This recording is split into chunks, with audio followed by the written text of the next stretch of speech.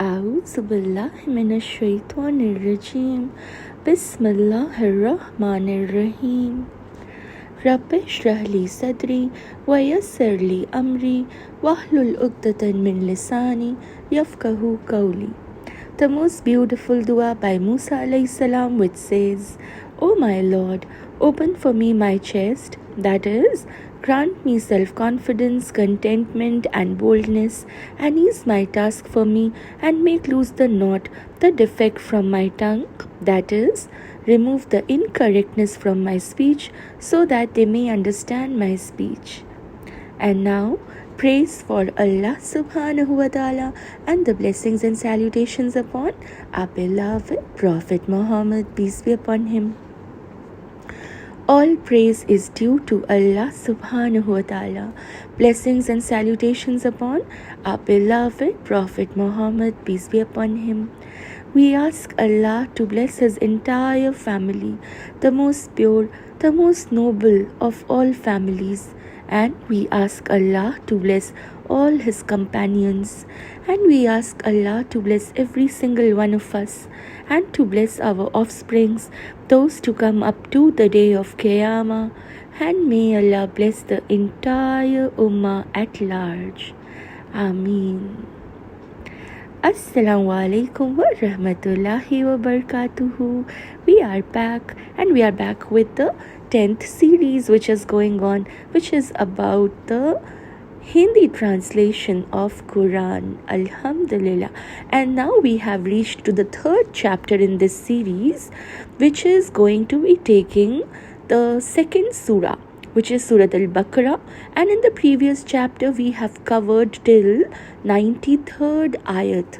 And this chapter, which is chapter 3, this is going to be taking from ayat number 94 onwards. So, without any delay, let's begin with it to be able to understand the guidance which has been bestowed to us from the Holy Noble Quran. So, before we begin with the Hindi translation, let us once again very quickly seek refuge in Allah subhanahu wa ta'ala from the accursed shaitan, and inshallah then let's begin with the Hindi translation. أعوذ بالله من الشيطان الرجيم بسم الله الرحمن الرحيم. Surah 2nd, Surah Al-Baqarah, ayat number 94 onwards. अपने हाथों इन्होंने जो कुछ आगे भेजा है, उसके कारण वे कदापि उसकी कामना ना करेंगे। अल्लाह तो जालिमों को भली भांति जानता है। अपने हाथों इन्होंने जो कुछ आगे भेजा, उसके कारण वे कदापि उसकी कामना ना करेंगे। अल्लाह तो जालिमों को भली भांति जानता है। तुम उन्हें सब लोगों से बढ़कर जीवन का लोभी पाओगे, यहाँ तक कि वे इस संबंध में शिर्क करने वालों से भी बढ़े हुए हैं। उनका तो प्रत्येक व्यक्ति यह इच्छा रखता है कि क्या ही अच्छा होता कि उस 1000 वर्ष की आयु मिले, जबकि यदि उसे ये आयु प्राप्त भी जाए तो भी वह अपने आप को यातना से नहीं बचा सकता। अल्लाह देख रहा है जो कुछ वे कर रहे हैं। कहो, जो कोई जिब्राइल अलैहिस्सलाम का शत्रु हो तो वह अल्लाह का शत्रु है, क्योंकि उसने तो उसे अल्लाह ही के हुक्म से तुम्हारे दिल पर उतारा है, जो उन भविष्यवाणियों के सर्वथा अनुकूल है जो उससे पहले से मौजूद हैं, और ईमान वालों के लिए मार्गदर्शन और शुभ सूचना है। जो कोई अल्लाह और उसके फरिश्ते और उसके रसूलों और जिब्राइल अलैहिस्सलाम और मिकाईल अलैहिस्सलाम का शत्रु हो, तो ऐसे इनकार करने वालों का अल्लाह शत्रु है। और हमने तुम्हारी ओर खुली खुली आयतें उतारी हैं, और उनका इनकार तो बस वही लोग करते हैं जो उल्लंघनकारी हैं। क्या ये एक निश्चित नीति है कि जबकि उन्होंने कोई वचन दिया तो उनके एक गिरोह ने उसे उठा फेंका, बल्कि उनमें अधिकतर ईमान ही नहीं रखते। और जब उनके पास अल्लाह की ओर से एक रसूल आया जिससे उस भविष्यवाणी की पुष्टि हो रही है जो उनके पास थी, तो उनके एक गिरोह ने, जिन्हें किताब मिली थी, अल्लाह की किताब को अपनी पीठ पीछे डाल दिया, मानो वे कुछ जानते ही नहीं। और जो वे उस चीज़ के पीछे पड़ गए जिसे शैतान सुलेमान अलैहिस्सलाम की बादशाही पर थोप कर पढ़ते थे, हालांकि सुलेमान अलैहिस्सलाम ने कोई कुफ्र नहीं किया था, बल्कि कुफ्र तो शैतानों ने किया था। ये लोगों को जादू सिखाते थे और उस चीज़ में पड़ गए जो बाइबल में दोनों फरिश्तों हारूत और मारूत पर उतारी गई थी, और वे किसी को भी सिखाते ना थे जब तक कि कह ना देते, हम तो बस एक परीक्षा है, तो तुम कुफ्र में ना पड़ना। तो लोग उन दोनों से वह कुछ सीखते हैं जिसके द्वारा पति और पत्नी में अलगाव पैदा कर दे, यद्यपि वे उससे किसी को भी हानि नहीं पहुंचा सकते थे। हाँ, यह और बात है कि अल्लाह के हुक्म से किसी को हानि पहुंचने वाली ही हो, और वह कुछ सीखते हैं जो उन्होंने हानि ही पहुंचाए और उन्हें कोई लाभ ना पहुंचाए। और उन्हें भली भांति मालूम है कि जो उसका ग्राहक बना उसका आखिरत में कोई हिस्सा नहीं। कितनी बुरी चीज़ के बदले उन्होंने प्राणों का सौदा किया। यदि वे जानते तो ठीक मार्ग अपनाते, और यदि वे ईमान लाते और डर रखते तो अल्लाह के यहाँ से मिलने वाला बदला कहीं अच्छा था। यदि वे जानते तो इसे समझ सकते। ए ईमान लाने वालों, राइना ना कहा करो, बल्कि उन्जुरना कहा और सुना करो। और इनकार करने वालों के लिए दुखद यातना है। इनकार करने वाले नहीं चाहते, ना किताब वाले और ना मुशरिक बहुदेववादी, कि तुम्हारे रब की ओर से तुम पर कोई भलाई उतरे।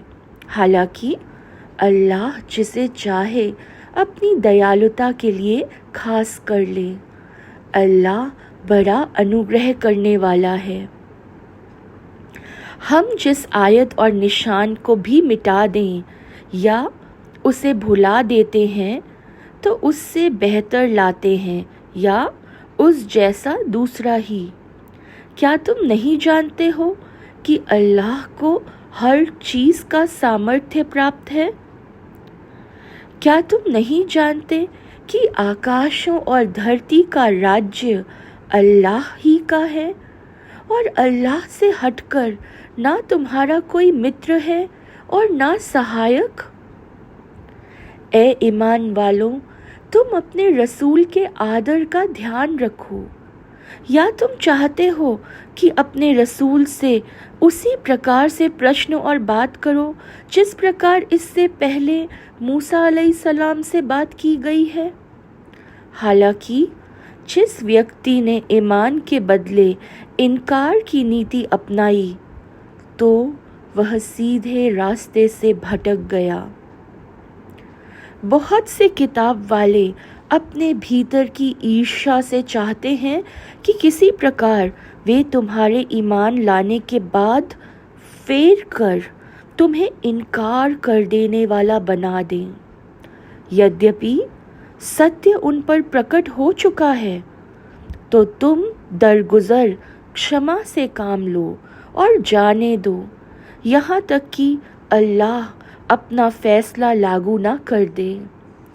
निसंदेह अल्लाह को हर चीज़ का सामर्थ्य प्राप्त है। और नमाज कायम करो और ज़कात दो, और तुम स्वयं अपने लिए जो भलाई भी पेश करोगे उसे अल्लाह के यहाँ मौजूद पाओगे।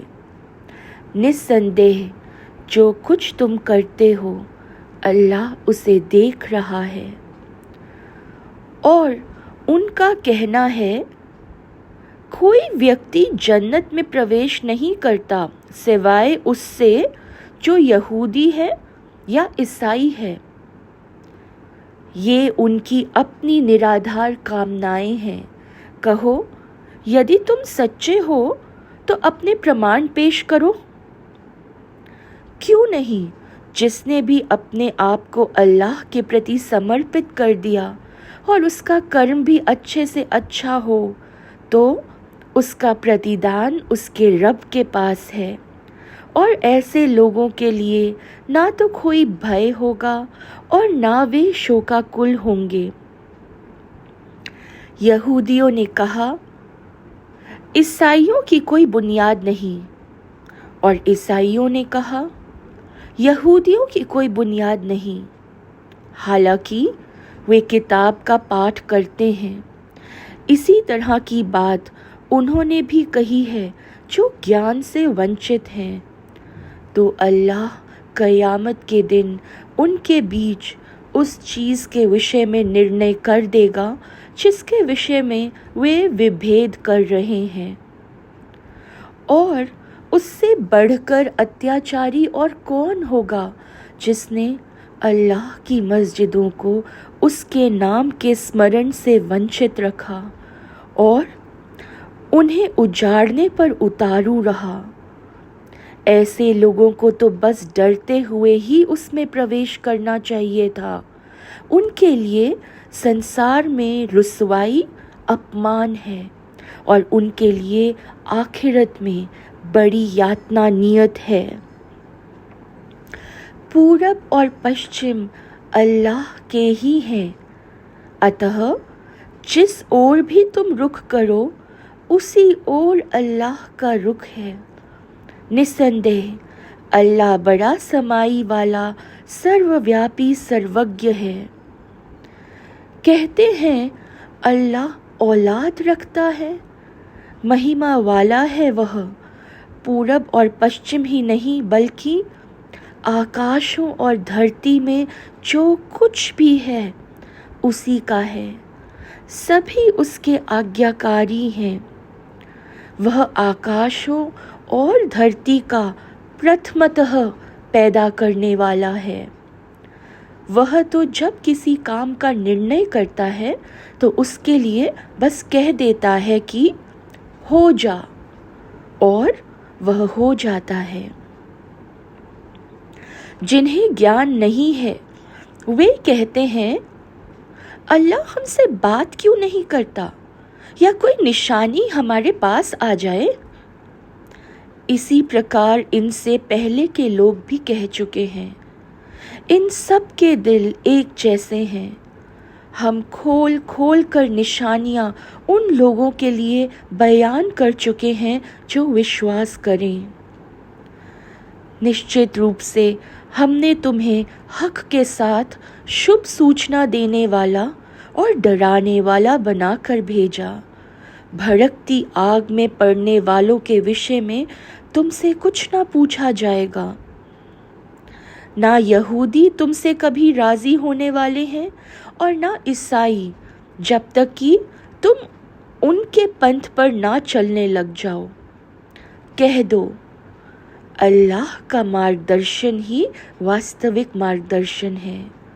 और यदि उस ज्ञान के पश्चात जो तुम्हारे पास आ चुका है तुमने उनकी इच्छाओं का अनुसरण किया तो अल्लाह से बचाने वाला ना तो तुम्हारा कोई मित्र होगा और ना सहायक। जिन लोगों को हमने किताब दी है उनमें ये लोग जो उसे उस तरह पढ़ते हैं जैसा कि उसे पढ़ने का हक है, वही उस पर ईमान ला रहे हैं। और जो उसका इनकार करेंगे वही घाटे में रहने वाले हैं। ए इज़राइल की संतान, मेरी उस कृपा को याद करो जो मैंने तुम पर की थी, और यह कि मैंने तुम्हारे संसार वालों पर श्रेष्ठता प्रदान की।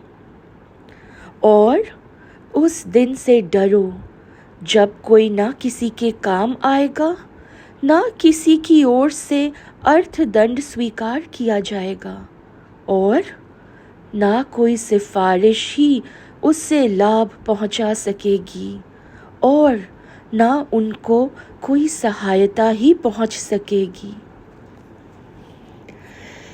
अल्लाहु अकबर।